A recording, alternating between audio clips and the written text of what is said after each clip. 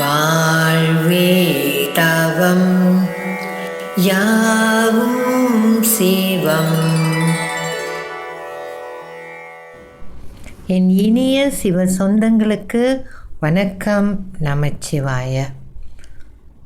நம்ம நிறைய விஷயம் செஞ்சிட்ருக்கோம். ஆனால் பல நேரங்களில் அதில் தொடர்ச்சிகள் இருக்கிறதில்ல. இப்போ ஏன் இந்த தொடர்ச்சி நம்மளுக்கு தேவைன்னா, ஒரு விஷயமும் அதீதமாக பழக்கம் ஆக ஆக ஆக தான் நமக்குள்ளார அது பதிவாக மாறும். பதிவாக மாறின பிறகு தான் மாற்றங்கள் உருவாகும். இப்போ நம்மளுக்கு ஒரு மாற்றம் வேணும்னா, இன்றைக்கி செஞ்சுட்டு நாளைக்கு அதுக்கான ஒரு பலனை நம்ம எதிர்பார்க்க முடியாது.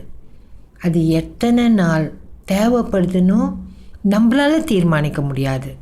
ஏன்னா நம்மளோட தன்மை என்ன, நம்மளோட உள்வாங்கும் தன்மை என்ன, இதெல்லாம் நிறைய விஷயங்கள் இருக்குது.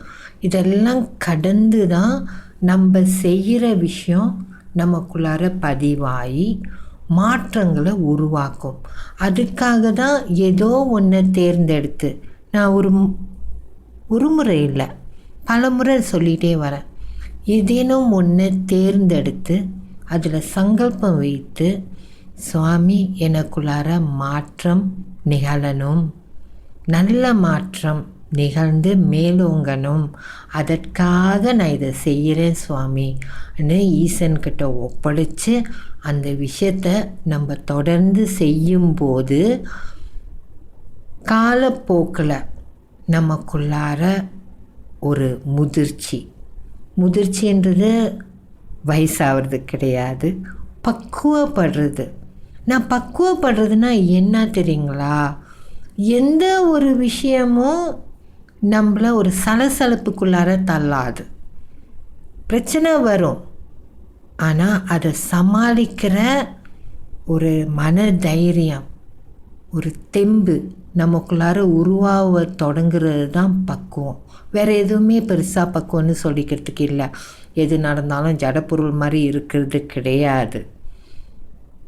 உள்ளுக்கு மனசு வலிக்க செய்யும், பாதிப்புகள் ஏற்படும்.